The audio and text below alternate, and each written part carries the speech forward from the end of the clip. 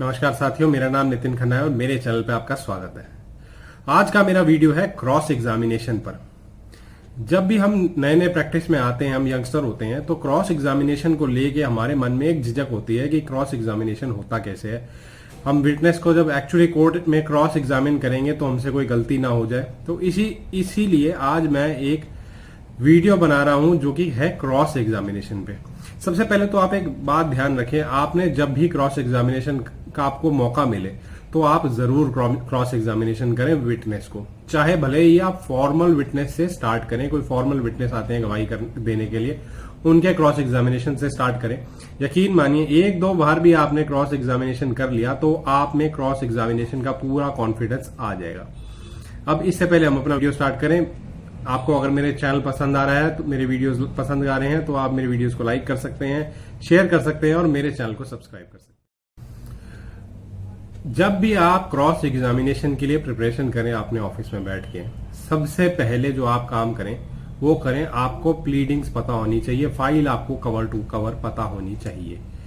सबसे पहले आप प्लेंट को पढ़ें, उसके बाद WS पढ़ें, उसके बाद आप रेप्लिकेशन रिजॉइंडर्स पढ़ें, उसके बाद आपको एप्लीकेशन से कंटेंट्स भी पता होने चाहिए। बीच में कोई डॉक्यूमेंट्स हैं तो उसके आपको कंटेंट्स पूरे पता होना चाहिए, तभी आप इफेक्टिव क्रॉस एग्जामिनेशन तैयार कर पाएंगे।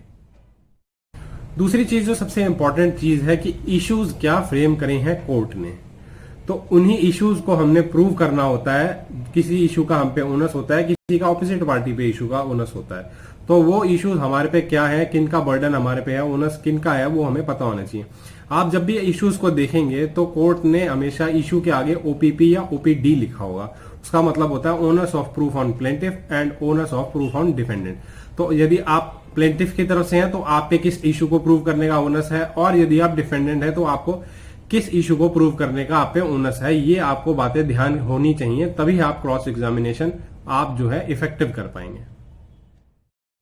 इश्यूज इसलिए भी इंपॉर्टेंट होते हैं कि हमें पता रहता है, और प्लीडिंग्स को पढ़ने से यह भी पता चलता है कि कुछ फैक्ट्स ऐसे होते हैं जो कि एडमिटेड होते हैं, जो कि सामने वाली पार्टी ने ऑलरेडी एडमिट कर रखे होते हैं। तो उन चीजों के ऊपर हमें क्रॉस एग्जामिनेशन करने की जरूरत नहीं होती। एडमिटेड फैक्ट्स पे क्रॉस एग्जामिनेशन मत करें आप। अब जब भी कोर्ट इशू फ्रेम कर देती है उसके बाद एविडेंस के लिए डेट लगाती है, और यूजुअली वो प्लेंटिफ के एविडेंस के लिए होता है। उसमें ऑर्डर में हमेशा ये कहती है कि आप अपने एफिडेविट की एडवांस कॉपी ऑपोजिट पार्टी को सप्लाई कर दें। उससे क्या होता है, आपको जब भी आपको एफिडेविट की एडवांस कॉपी मिलेगी तो आप अपना इफेक्टिव क्रॉस एग्जामिनेशन पहले ही तैयार कर पाएंगे। दूसरी चीज आप ये भी देख लें जब आपको एफिडेविट मिले कि उसके अंदर कुछ चीज बियॉन्ड प्लीडिंग्स तो नहीं है। कुछ प्लेंट के अंदर जो लिखा था या जो रेप्लिकेशन के अंदर लिखा था उसके बियॉन्ड तो कुछ नहीं लिखा। अगर वो चीज लिखी है तो उसकी ऑब्जेक्शन आप क्रॉस एग्जामिनेशन के टाइम पे, जब एग्जामिनेशन चीफ हो रहा हो उसी टाइम पे आप ये ऑब्जेक्शन ले सकते हैं कि ये आपके पैराज जो है एफिडेविट के, ये ऑलरेडी बियॉन्ड प्लीडिंग्स हैं, ये अब आप सबमिट नहीं कर सकते। जब आपको एफिडेविट की कॉपी मिल जाती है सिविल सूट के अंदर, तो आप उसको अच्छी तरह गो थ्रू करें, अपनी फाइल को गो थ्रू करें। उसके बाद जब आपने क्रॉस एग्जामिनेशन प्रिपेयर करना हो तो बेस्ट ये रहेगा कि आप अपने क्लाइंट को अपने पास बुला लें, उनके साथ भी एक बार पूरा एफिडेविट और उसका क्या जवाब है, क्या क्वेश्चंस आपने पुट करने हैं, वो सारे आप अपने क्लाइंट से भी डिस्कस कर लें। जब भी आप क्रॉस एग्जामिनेशन तैयार करें, आपने क्रॉस एग्जामिनेशन कोर्ट में करने जाना हो, तो आपके पास क्वेश्चन सारे के सारे प्रिपेयर्ड होने चाहिए। 100% तो नहीं कर सकते, वो कुछ सी बात है, कुछ क्वेश्चंस आपको इमीडिएटली भी बनाने पड़ते हैं, कुछ सजेशंस आपको इमीडिएटली बना के देनी पड़ती हैं, लेकिन मेजॉरिटी ऑफ दी क्वेश्चंस आपके ऑलरेडी प्रिपेयर होने चाहिए, ताकि कोई भी इंपॉर्टेंट एस्पेक्ट आपसे मिस ना हो जाए। कोई भी ऐसा क्वेश्चन ना हो जो आपको लगे कि बाद में कि मैं ये और पूछ लेता तो मेरा ये क्वेश्चन रह गया। जब आप लिख लेते हैं क्वेश्चन, साथ साथ टिक करते रहते हैं या मार्क लगाते रहते हैं, तो आपको पता होता है कि अब मैंने ये क्वेश्चन पूछ लिए हैं और अब मेरे को ये क्वेश्चन अभी और पूछने हैं, तो उससे आपका कभी क्रॉस एग्जामिनेशन में कोई इंपॉर्टेंट क्वेश्चन मिस नहीं होगा। अब यदि बात करें विटनेसेस के क्रॉस एग्जामिनेशन की, तो हमेशा ये ध्यान रखें कि एक केस के अंदर कई सारे विटनेसेस होते हैं। फैक्ट के भी सेम 2-3 विटनेस, कई बार ऐसा होता है कि ऑपोजिट पार्टी एग्जामिन करती है। तो उसके लिए आप हमेशा ये ध्यान रखें कि कोर्ट के अंदर जब क्रॉस एग्जामिनेशन आप किसी विटनेस का कर रहे हो, तो जो दूसरा विटनेस है वो कोर्ट में ना हो। कोर्ट में रिक्वेस्ट करें जज साहब से कि इन विटनेस को बाहर भेज दीजिए, और वो जज कोर्ट जो होगी वो उन विटनेस को बाहर भेज देंगी।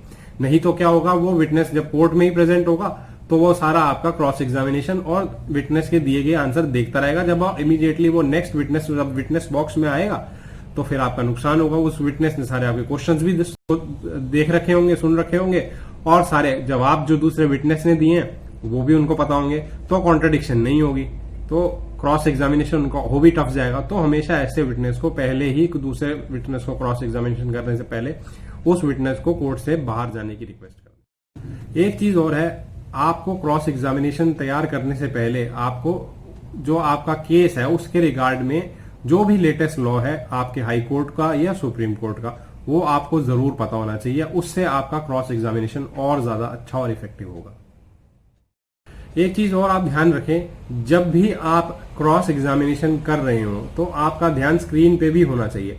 या तो आप एक साथ में एसोसिएट एडवोकेट को ले जाइए, अपने जूनियर को ले जाइए, कोई भी जो आपके साथ जा सकता है, जो उस समय जब आप क्वेश्चन पूछें और जो आंसर आए तो स्क्रीन पे भी ध्यान दे सके कि जो आपने क्वेश्चन पूछा है, आंसर जो आया है, आप डिक्टेट कर रहे हैं, वो वही आंसर लिखा गया है, उसके अंदर कोई गलत चीज या इनकरेक्ट चीज नहीं लिखी गई। सपोजिंगली आपने लिखाया it is wrong to suggest, वहां it is correct to suggest नहीं लिखा गया, या it is incorrect to suggest आपने लिखवाया तो वहां it is correct to suggest नहीं लिखा गया, क्योंकि सजेशंस भी बहुत मैटर करती हैं। आपका स्क्रीन पे ध्यान होना चाहिए कि जो आप लिखा रहे हैं उनके अंदर कोई टाइपोग्राफिकल एरर ना हो। ये इसलिए भी है क्योंकि अगर कोई इनकरेक्ट चीज गलती से लिखी गई तो बाद में आपको एप्लीकेशन लगा के ही उसे करेक्ट करवाना पड़ेगा। जब भी आप क्रॉस एग्जामिनेशन करें तो बड़ा कंट्रोल्ड क्रॉस एग्जामिनेशन करें, सोच समझ के सवाल पूछें, क्योंकि यदि एक बार आपके अगेंस्ट आंसर आ गया तो उसको रेक्टिफाई करना बहुत मुश्किल हो जाएगा। ये प्लीडिंग्स अमेंड हो जाती हैं लेकिन क्रॉस एग्जामिनेशन अमेंड नहीं होता, इसलिए हमेशा कंट्रोल्ड क्रॉस एग्जामिनेशन करें। देखिए, जब विटनेस क्रॉस एग्जामिनेशन में आता है तो आपको थोड़ा बहुत 2-3 क्वेश्चन से अंदाजा हो जाएगा कि विटनेस बहुत ज्यादा ओवर कॉन्फिडेंट विटनेस है, नॉर्मल विटनेस है, नॉर्मल कॉन्फिडेंस है, सही जवाब दे रहा है, या कोई घबराया हुआ विटनेस है जो कि नॉर्मल क्वेश्चन भी आप पूछो जो उनका केस है उनका जवाब वो घबराहट में गलत दे रहा है। तो आपको पता होना चाहिए, उसी हिसाब से आपको आपके क्वेश्चन समझ आ जाएंगे कि मैंने ये क्वेश्चन पूछना है कि नहीं पूछना। अगर बहुत घबराए हुए विटनेस है, नॉर्मल आंसर भी गलत दे रहा है, जो उनका केस है वो भी गलत दे रहा है, तो फिर आप थोड़ा रिस्की क्वेश्चन भी पूछ सकते हैं, जिनका वैसे अगर कॉन्फिडेंट विटनेस हो तो आपके अगेंस्ट में आ सकता है। नहीं तो आप अगर घबराया हुआ है तो आप चांस ले लें, वो क्वेश्चन आप पूछ लें। अगर वो कॉन्फिडेंट है बिल्कुल तो रिस्की क्वेश्चंस आप अवॉइड करें, सजेशंस दे दे ज्यादा। तो आपको इस तरह से क्रॉस एग्जामिनेशन करने के लिए आपको विटनेस का कंडक्ट, उनका कॉन्फिडेंस लेवल भी पहले चेक कर लेना चाहिए।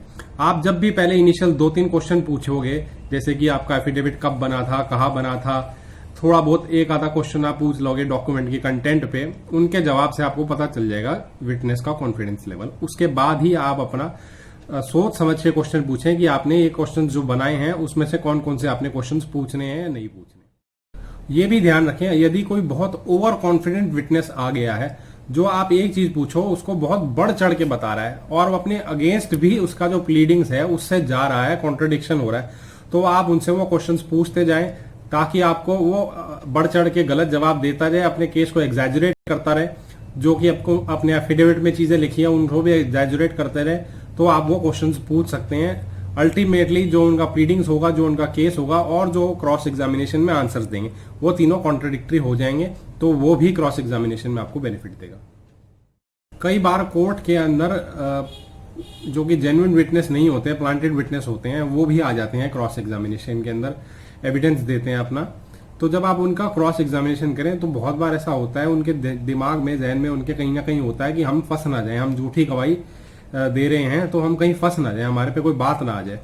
तो वो क्या करेंगे, वेग आंसर्स देंगे, नेगेटिव आंसर्स देंगे आपको, तो वो भी आपके लिए बेनिफिट जाएगा। जितना वो वेग आंसर देंगे, जितने नेगेटिव वो आंसर देंगे, ये उनके दिमाग में होगा कि मैं ये जवाब दे दूं कहीं मैं ना फंस जाऊं घबराहट के कारण, तो आप उनको उस हिसाब से क्रॉस एग्जामिनेशन करें और जितने वेग आंसर वो देंगे उतना आपके लिए बेनिफिट मिलेगा। ये भी देख लें, अगर विटनेस को डॉक्यूमेंट्स की पूरी नॉलेज है, आप देख सकते हैं 2-3 क्वेश्चन में आपको पता चल जाएगा कि विटनेस को पूरी नॉलेज है डॉक्यूमेंट्स के कंटेंट्स पे, तो डॉक्यूमेंट्स के कंटेंट्स पे ज्यादा क्वेश्चंस ना करें, आपके अगेंस्ट आते जाएंगे, आपको फिर बार बार सजेशंस देनी पड़ेगी, तो वो आप ध्यान रखें। कई बार एफिडेविट के अंदर लॉयर्स जो होते हैं लीगल टर्म्स बहुत ज्यादा यूज कर देते हैं, जो कि विटनेस को नहीं पता होती। आप उनसे अगर एफिडेविट में ये लीगल टर्मिनोलॉजी लिखी हो तो आप उनसे उन टर्म्स के ऊपर जरूर क्रॉस एग्जामिनेशन करें, आपके हक के आंसर जरूर आएंगे, उनको पता नहीं होगा। फिर आप पूछेंगे तो कैसे लिखी गई, तो वो जाहिर सी बात है ये जवाब दे देते हैं कि ये हमारे लॉयर ने प्रिपेयर करा है, हमने तो सिर्फ साइन किए थे। ये आंसर आने के चांसेस बहुत ज्यादा हो जाते हैं। अब क्रॉस एग्जामिनेशन प्रिपेयर करने से पहले अपने क्लाइंट को बुला के डिस्कस करने से ये भी पता चलता है, कई बार ऐसे विटनेस आ जाते हैं जो कि जेन्युइन विटनेस नहीं होते, इनफैक्ट वो फैक्ट के विटनेस नहीं होते, खामखा वो सिर्फ एविडेंस देने आए होते हैं किसी को सपोर्ट करने, क्योंकि वो खाली या तो उनका रिलेटिव होता है या दोस्त होता है या उस विटनेस का कोई पर्सनल इंटरेस्ट होता है। तो वो चीज आपको पता चल जाएगी। देखिए प्लेंटिफ का तो सब किसी को पता होता है, प्लेंटिफ ने केस डाला है, लेकिन प्लेंटिफ के सपोर्ट में भी कई सारे विटनेसेस आते हैं जो कि इंडिपेंडेंट होते हैं। तो वो जब आपने क्लाइंट से डिस्कस करेंगे तो आपको पता चल जाएगा कि ये विटनेस गवाही देने क्यों आया है, इसका क्या इंटरेस्ट है, तो आप वो क्वेश्चंस भी प्रिपेयर कर पाएंगे। कई बार ऐसा होता है कि विटनेस के एंटीसीडेंट्स का भी हमें पता चलता है कि ये तो हर केस के अंदर गवाही देने पहुंच जाता है, या इसका कोई बैकग्राउंड ऐसा है, कोई इसके बैड एंटीसीडेंट्स हैं तो वो भी पता चल जाते हैं, उसका कंडक्ट कैसा है ये भी हमें पता चल जाता है। तो उसके कैरेक्टर को हम असैसिनेट कर सकते हैं कि वो विटनेस जेन्युइन नहीं है। हमें ये फाइनल आर्गुमेंट्स के टाइम पे बहुत चीजें बेनिफिट देती हैं।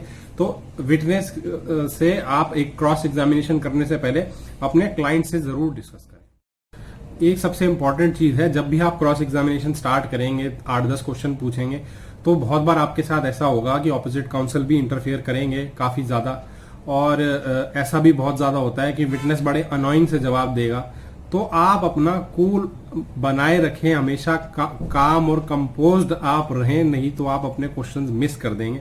बिल्कुल भी इरिटेट ना हो, आप शांति बनाए रखें। आप अपने केस, आपका जो क्लाइंट है उसके तरफ से आप केस लड़ रहे हैं, यदि आप इरिटेट हो गए तो आप कुछ ना कुछ खराब करेंगे ही करेंगे क्रॉस एग्जामिनेशन में, या आपके कुछ ना कुछ क्वेश्चन जरूर रह जाएंगे।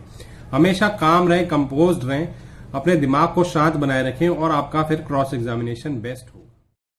और जब आप भी क्वेश्चंस पूछें, अगर कोई ऐसा झगड़े वाली बात हो रही है तो ये आप ध्यान रखें कि कोर्ट में झगड़ा ना हो, कोर्ट का हमेशा कंजीनियल एटमॉस्फेयर बना रहे, कोर्ट का एटमॉस्फेयर कभी खराब ना हो। अब देखिए क्वेश्चन जब आप प्रिपेयर करेंगे क्रॉस एग्जामिनेशन के, तो ये तो केस टू केस ही होता है कि क्या क्वेश्चन आपने पूछने हैं, कोई सेट ऑफ क्वेश्चन नहीं होते। हाँ ये जरूर होते हैं कि एफिडेविट कहाँ प्रिपेयर हुआ, कब प्रिपेयर हुआ, कैसे प्रिपेयर हुआ, लेकिन हर केस के डिफरेंट क्वेश्चंस होंगे, तो क्वेश्चंस बताना थोड़ा मुश्किल होता है। लेकिन फिर भी एक मैं जनरल सा आपको तरीका बताता हूँ। अगर प्लेंटिफ का कोई केस है तो आपने WS में क्या लिखा है उससे आपको पता चलेगा कि उस पैरा का आपने ये जवाब लिखा तो आपका क्वेश्चन इस हिसाब से फ्रेम हुआ।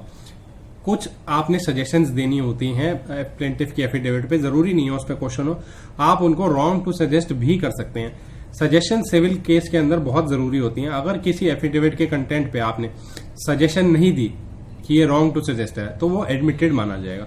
तो आपको साथ साथ क्वेश्चंस के साथ साथ अपनी सजेशंस भी साथ साथ प्रिपेयर कर लेनी चाहिए। साथ ही साथ आपको अगर कोई आपके अगेंस्ट का आंसर आता है तो आपको साथ ही साथ कह देना चाहिए it is wrong to suggest so and so, जो भी क्वेश्चन आपका जो कि आंसर आया है वो आप साथ ही साथ सजेशंस भी लिखा दें।